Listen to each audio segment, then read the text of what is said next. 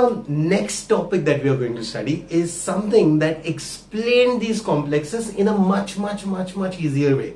So we've done a lot of IUPAC in this particular video. We will go ahead and do a little bit more in this video, and I'll give you the solutions to your questions in this video probably. So let's start how we are going to study the concept of valence bond theory. Okay, now we've already studied valence bond theory in 11th standard, right?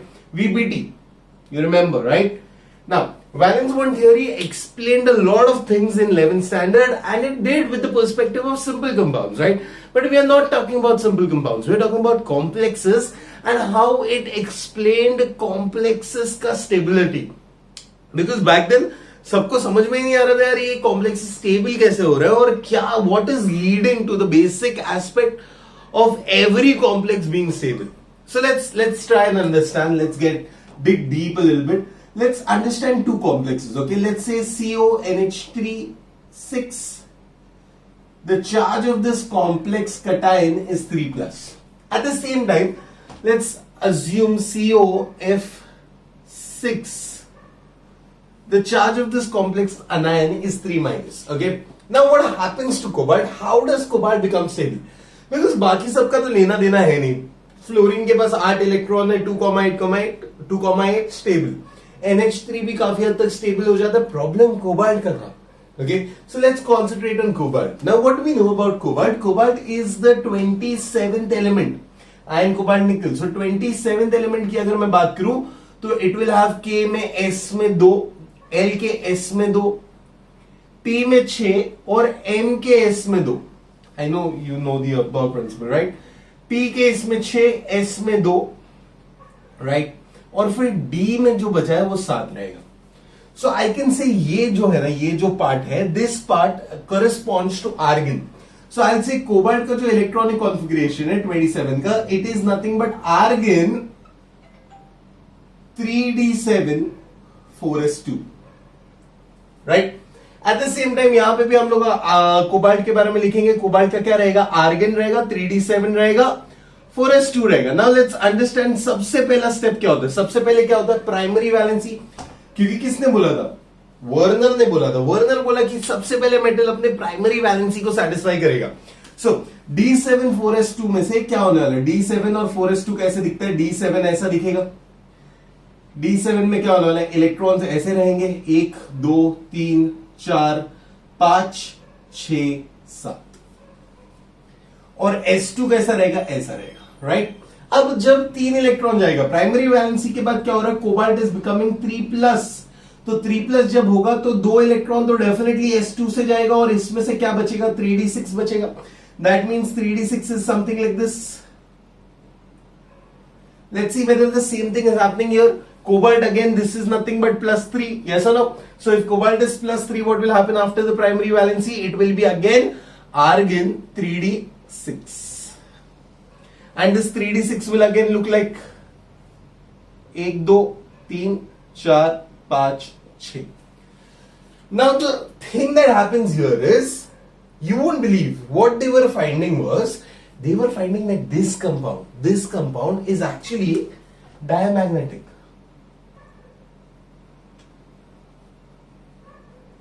And this compound is paramagnetic. Paramagnetic मतलब तुमको पता है, under magnetic field क्या होएगा? It will show slight magnetic strength. It will turn into a small magnet, right? But diamagnetic का मतलब क्या है कि कुछ भी कर लो, कितने भी magnetic strength में रखो, it is non-magnetic substance. Okay. Now this was considered to be a low spin. This was considered to be a high spin complex. Oh, I have written it ulta. Sorry, my dear friend. This was diamagnetic. And it was a low spin complex. And this was a paramagnetic with a high spin complex. Now, if you have to have a low spin complex, low spin का मतलब क्या है कि there is no spin, there is no plus half minus half, सब के सब electrons are paired. So that will only happen when these electrons will push inside. समझ रहे हो आप? इलेक्ट्रॉन्स पुश इनसाइड क्यों हो रहा है? क्योंकि अब क्या होगा, सेकेंडरी वैलेंसी जाएगा. अब सेकेंडरी वैलेंसी में वो बॉन्ड किसके साथ बना रहा है? NH3 के साथ बॉन्ड बना रहा है. Now NH3 supposedly is a strong ligand. Now when it is a strong ligand, what will happen is electrons will transfer inside. Electrons का shift क्या होगा? अंदर की तरफ shift होगा. ऐसे बोला जाता था. ओके ना, अगर इलेक्ट्रॉन्स अंदर शिफ्ट होएगा तो कोबाल्ट के लिए नया चीज क्या रूल सही हो जाएगा, that cobalt would be argon 3d6, right. अब ये d6 कैसा रहेगा? d6 तुम्हारा ऐसा रहेगा.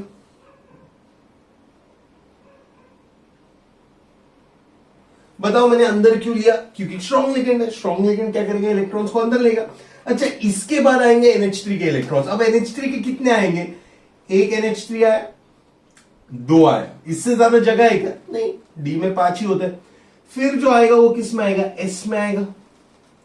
फिर जो आएगा वो किस में आएगा? पी में आएगा. राइट. सो जब इलेक्ट्रॉन्स ऐसे भरेंगे तो इसका हाइब्रिडाइजेशन वुड बी D2sp3, क्योंकि डी में 2 है, एस में 1 है, पी में 3 है. Right. Now the configuration has now turned into what? Argon 3d6 4s2 4p6. मतलब ये D क्या हो गया? 10 हो गया. और ये P में क्या आ गया? 6 आ गया. ये पूरा जो कॉन्फ़िगरेशन है, that is nothing but the configuration of krypton. Right. So it has become a stable compound. Because it is D2sp3, the structure would be what? Octahedral structure रहेगा. Now if you look closely, there are no unpaired electrons, and if there are no unpaired electrons, इसीलिए इसको क्या मैं बोलूंगा? Diamagnetic. ना octahedral structure कैसा होता है? octahedral structure कुछ ऐसा होता है, कोबाल्ट ऐसा रहेगा, उसके नीचे और ऊपर बॉन्ड रहेगा, उसके आजू और बाजू बॉन्ड रहेगा, और उसके आगे और उसके पीछे एक बॉन्ड रहेगा. किसका बॉन्ड रहेगा? ऑब्वियसली अमोनिया का बॉन्ड रहेगा. सो यहां पे NH3 आया, यहां पे भी NH3 आया. NH3 हर जगह पे आने वाला, right. Similarly, NH3 will come here. What will be the bond angle between these compounds? I can definitely say the bond angle would be 90 degree, right? So bond angle भी मिल गया हमको. Bond angle is equal to 90 degree. Now all these things were experimentally proven, and thus we could say that strong ligand क्या कर रहा है? Electron अंदर ढकेल रहा है. At the same time, जब secondary valency satisfy करने गया इसका, तो इसमें क्या हो गया? इसमें because fluorine है, तो fluorine is considered a weak ligand. Now because it is a weak ligand, what happens is electron का शिफ्ट जो है वो होता नहीं है. और अगर शिफ्ट नहीं हुआ तो आर्गन 3d6 तो वैसे ही रहेगा. अब 3d6 के आगे जब इलेक्ट्रॉन्स आने लगेंगे तो कैसे लगेगा? 3d6 तो ऐसा रहेगा, शिफ्ट हुआ ही नहीं. उसके बाद आएगा S में 2, P में 6, टोटल कितने हुए? 8, लेकिन टोटल कितने हैं? 12. तो अब आगे आने वाले D में.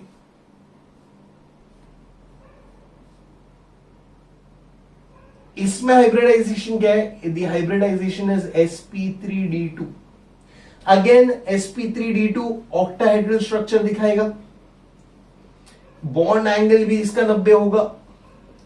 बट क्योंकि इसमें अनपेयर्ड इलेक्ट्रॉन्स है, कितने हैं? 4 अनपेयर्ड इलेक्ट्रॉन्स, इसीलिए इट इज पैरामैग्नेटिक एंड इसीलिए it has high spin complex. Got it? So that is how the valence bond theory explained how the compounds are becoming stable, how they are becoming paramagnetic, diamagnetic, how are the high spin complexes, what is their bond angles, everything. So that is why the valence bond theory was very crucial in order to understand the complex compounds. Now similar complex compounds हम लोग पढ़ेंगे. I hope तुमने लिख लिया है.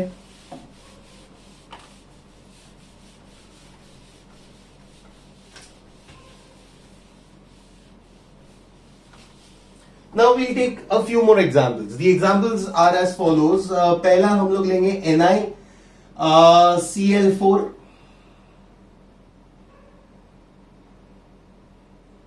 Right. फिर मैं example लूंगा NiCO4. Okay. Similarly, I'll take an example of NiCN4. Now the charge of this would be 2 minus. The charge would be 0 and the charge would be 2 minus again. Now in this case, what is the difference? The difference is the cyanide here over here is a weak ligand. Your Cl is a strong ligand. Carbonyl is a strong ligand. Okay? Sorry, मैंने उल्टा लिख लिया. Cl is a weak ligand and cyanide is a strong ligand. Alright? Now, the next thing that you need to know is that this compound is stable. कैसे? सोचना पड़ेगा. This compound is stable. This compound is less stable. And this compound is the most stable. Now, surprisingly, of course, I'll say strong ligand है तो क्या होगा? Electron अंदर ढक लेगा. तो this was diamagnetic, but this was paramagnetic. Obviously, वो तो था ही. बट यार स्टेबिलिटी भी प्रूव कर रहा है. कैसे कर रहा है वो समझना पड़ेगा. निकल इज 28th एलिमेंट. अब ऑलरेडी हमने निकल के बारे में पढ़ा है. तीनों जगह पे एक ही चीज आने वाले. क्या आने वाले? Nickel is nothing but argon 3d8 4s2. Right. Same चीज यहां पे भी आएगा, सेम चीज यहां पे भी आएगा. कोई प्रॉब्लम नहीं है. Right. Now the next thing that will happen is primary valency. Now primary valency में चेंजेस रहेगा. क्या होगा? निकल यहां पे +2 चार्ज है क्योंकि ये -4 है तो ये ऑब्वियसली +2 होगा. सो +2 होगा तो क्या होगा? ये आर्गन के आगे आएगा 3d8 और 4s2 निकल जाएगा. ओके. और अगर 3d8 आएगा तो कैसा होएगा? 1 2 3 4 5 6 7 8. This is how 3d8 would look. Right. Similarly यहां पे लेकिन क्या होगा? यहां पे ये तो कॉमन रहेगा, ये तो कॉमन रहेगा, बट यहां पे प्राइमरी वैलेंसी क्या है? Ni is not becoming 2+. In fact, Ni is 0. So it will become 3d8 4s2 itself, which is d8 वैसे ही रहेगा. तुम्हारा क्या होगा? 1 2 3 4 5 6 7 8. राइट. और s2 कैसा होगा? 1 2 होगा. सिमिलरली यहां पे क्या हो रहा है? Ni वापस +2 हो रहा है. +2 होएगा तो क्या होएगा? ये 3d8 बचेगा आर्गन के बाद. और वो d8 कैसा रहेगा? Of course 1 2 3 4 5 6 7 8. कोई डाउट है इसमें? I hope not. Next step क्या होगा तुम्हारा? प्राइमरी वैलेंसी के बाद में सेकेंडरी वैलेंसी की बात होगी. सेकेंडरी वैलेंसी में यहां पे तुम्हारा जो क्लोरीन है, क्लोरीन तो अभी ऑलरेडी हमने बात किया था. Chloride is a weak ligand, and if it is a weak ligand, the electrons will not shift inside. Now if the electrons won't shift inside, if the electrons don't come inwards, what can I prove with that? Weak ligand. अगर electron अंदर नहीं ढकेलेगा तो ये 8 वैसे का वैसा रहेगा. मतलब 3d8 तो वैसे का वैसा रहेगा और जो इलेक्ट्रॉन्स आएंगे वो आगे आएंगे.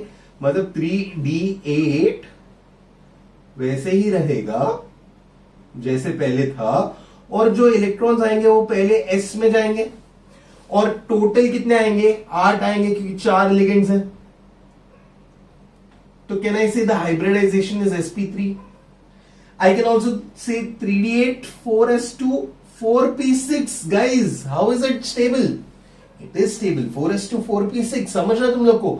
4s2 4p6 का मतलब क्या है? It has an octet. Does it is a stable compound. आगे वाले के देखेंगे तब समझेगा ना. अब ये डायमैग्नेटिक है क्या? हाँ, ऑफ कोर्स डायमैग्नेटिक है. अच्छा, लो स्पिन है, हाई स्पिन है, कैसा होगा? ऑफ कोर्स इसका क्या स्पिन है? There will be high spin. अच्छा, sp3 है तो कैसा शेप होगा? टेट्राहेड्रल ज्योमेट्री होगा. आई होप आपको सब समझ रहा है. राइट. टेट्राहेड्रल है तो कैसा दिखेगा? निकल होगा, निकल के ऊपर क्लोरीन होगा, निकल के आगे के साइड में 2 क्लोरीन होगा और पीछे के साइड में 1 क्लोरीन होगा. ऑलराइट. हर क्लोरीन पे क्या चार्ज है? माइनस चार्ज है, माइनस चार्ज है, माइनस चार्ज है. निकल पे क्या चार्ज है? +2 चार्ज है. तो टोटल का चार्ज क्या होगा? -2. जगह नहीं था, थोड़ा मैंने ऐसे बनाया. इधर क्या होगा? इधर डिफरेंस क्या है कि ये जो कार्बोनिल है, it's a very stable compound. Now why is it very stable? Because CO is a strong ligand. Now when it's a strong ligand क्या होगा, इलेक्ट्रॉन्स अंदर सरकेंगे. अच्छा, अगर इलेक्ट्रॉन्स अंदर सरकेंगे तो क्या होगा, this will become 3d10. It will become argon 3d10. And अगर आर्गन 3d10 हो गया तो क्या होगा, तेरे इलेक्ट्रॉन्स क्या हो जाएगा, पेयर्स में आ जाएगा. अच्छा, जो लिगेंड्स आएंगे वो कहां आएंगे, S में आएंगे और किधर आएंगे, P में आएंगे. तो हाइब्रिडाइजेशन क्या हुआ, sp3. स्ट्रक्चर क्या हुआ, टेट्राहेड्रल. ज्योमेट्री कैसा होगा, ऐसा होगा. Okay, I don't need to show you again. Tetrahedral. अच्छा, डायमैग्नेटिक है, पैरामैग्नेटिक है, डायमैग्नेटिक है. ओ सॉरी, यहां पे क्या है, यहां पे अनपेयर्ड इलेक्ट्रॉन्स है. This was paramagnetic, I am sorry. And it's a high spin complex, I am really sorry. Okay, कुछ तो मैंने गड़बड़ किया रहेगा. डायमैग्नेटिक है और यहां पे क्या है, लो स्पिन कॉम्प्लेक्स है, because there is no unpaired electron, so there is low spin, right. Again, one more important thing, it is a neutral complex. How do you know it's a neutral complex? Because it does not have any ions. पक्का. अब यहां पे आते हैं. यहां पे ये जो तेरा साइनाइड है, that is also a strong ligand. Strong ligand होने की वजह से क्या होगा, इलेक्ट्रॉन्स अंदर की तरफ सरकेंगे. इलेक्ट्रॉन जब अंदर की तरफ सरकेंगे तो क्या होगा, साइनाइड जो है वो ऐसा दिखेगा. 2 3 4 5 6 7 8, राइट. अब इसके आगे इलेक्ट्रॉन्स आएंगे, इसके आगे इलेक्ट्रॉन्स आएंगे, मतलब यहां पे एक इलेक्ट्रॉन आएगा, S में इलेक्ट्रॉन आएगा और P में 2 इलेक्ट्रॉन आएगा. मतलब इसका हाइब्रिडाइजेशन क्या है, DsP2 है. DsP2 मतलब क्या, it is a square planar structure. It is diamagnetic, of course, because there are no unpaired electrons and it is low spin complex. Acha, is it an octet complete? No, because it's not an octet complete. That is why it will be said that it is the less stable of these complexes. Now, the structure of that would be somewhat like this, where nickel will be in the center. यहाँ पे यहाँ पे यहाँ पे यहाँ पे एक ही plane पे साइनाइड होगा. हर साइनाइड पे क्या चार्ज होगा, नेगेटिव चार्ज होगा. एंड निकल पे क्या होगा, पॉजिटिव चार्ज होगा. तो टोटल इसका चार्ज क्या होगा, 2-. So this is the valence bond theory.